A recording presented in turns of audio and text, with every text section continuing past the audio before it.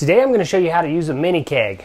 Don't worry about what's going on over here. I'm just brewing some beer, some gluten-free beer actually. I'll put a link to that video in the description. But let's go over these mini kegs. Now, I've done a lot of videos on these, how to use them for forced carbonation, building a DIY, do-it-yourself system for that. But what if you just want to use this mini keg by itself as you get it? So these little silver mini kegs you can get online. They're about 15 bucks at the time that I'm making this video. And I'll put links, everything that I'm talking about in the description as well.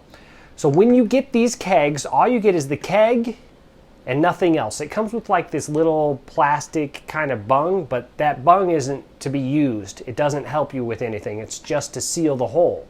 So what you can get or purchase is one of these vented bungs. Now if you buy these kegs and they're full of beer already, this is the type of bung that you're going to get that comes in the keg. And you can reuse this. You can also get them online for a couple dollars as well. But you can also reuse them. So how do you do that? Well, you take this piece apart. It's got 3 different pieces. Then you can fill it up with your homebrew and you can reuse it. So I'm going to go over how to get this bung out and then how much priming sugar do you need to use when you're using this, because you use less for just a big keg like this as opposed to if you're doing what this would fill. This is 1.3 gallons. So that's about 12 to 14 bottles of beer, depending on how big your pours are. So you're not going to use that much priming sugar, okay? Now let's go ahead and get this bung out. So that's the first thing that we've got to do, okay? So let's go over here to the sink. So these vented bungs, how they work is you just spin them a quarter turn. So they'll come like this when you get it. You spin it a quarter turn, you'll hear the hiss, and that's when you can pull out the tap at the bottom and get your beer out of there. So in order to get this out, all you need is a pair of pliers, and this tab that lifts up here, you just grab it with the pliers, get a little leverage, and you pull this piece right out, okay? So set this aside because you're going to need it. Then there's a little red piece inside there, okay? And you just tap that inside the keg. All right, and now it fell into the keg itself. But now you've got to get the rubber bung part out of there. And in order to do that, I could try to dig it out with my fingers. Okay, I think I can get it.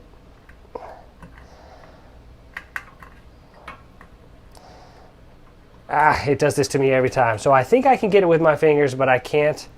If you're strong enough, you can go for it, but I don't possess that brute strength there. So then what I do is I take the pliers here, get them down into the keg, and using some leverage, you can just yank it right out of there.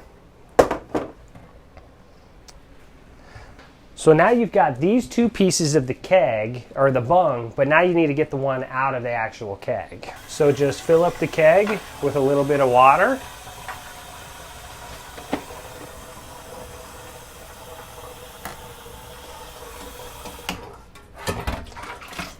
You want to turn the keg to the open position.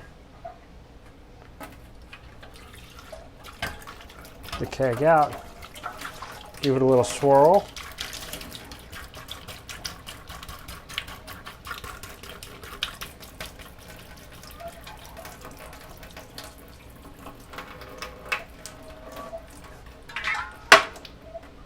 So there you have it. Now you've got all 3 pieces of the vented bung. You can put this back together. It can be reused.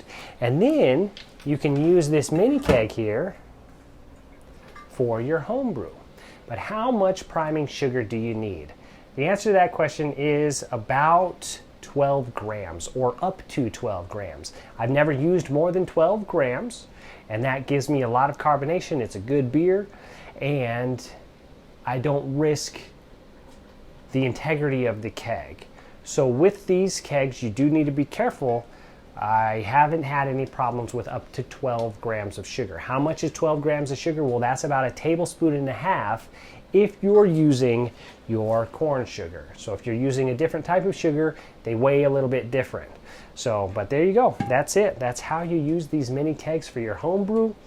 They're quick, they're easy, they're fun, and you get about 14 beers out of this.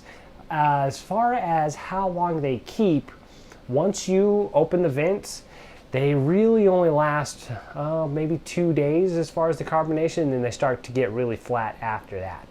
So if you know you're not going to be doing a lot of drinking, you might not want to tap it, but these are great for parties. And there is another option as far as a bung. They sell these gray rubber bungs, and they're a bit cheaper. I mean, these vented bungs are about $3. These ones are $1. So, but these gray rubber bungs, they just go right in there, and then they've got a plastic piece that you just pop out, and that plastic piece goes into your beer. Again, you drink all of the beer, and then once you're done, you rinse it out, and you can get that plastic piece out so you can reuse this again. So that's how you use mini kegs for homebrew. So again, you rinse it, you clean it, you fill it up with your homebrew after it's sanitized. You put a little bit of the corn sugar in there, you dissolve it in some of the beer. You put it in here, 12 grams of conditioning sugar, you put the bung in it, you let it carbonate, condition for 2 weeks, and then it's ready to drink. So there you have it. Use the mini keg, enjoy it. Everything I talked about I will put in the description of this video.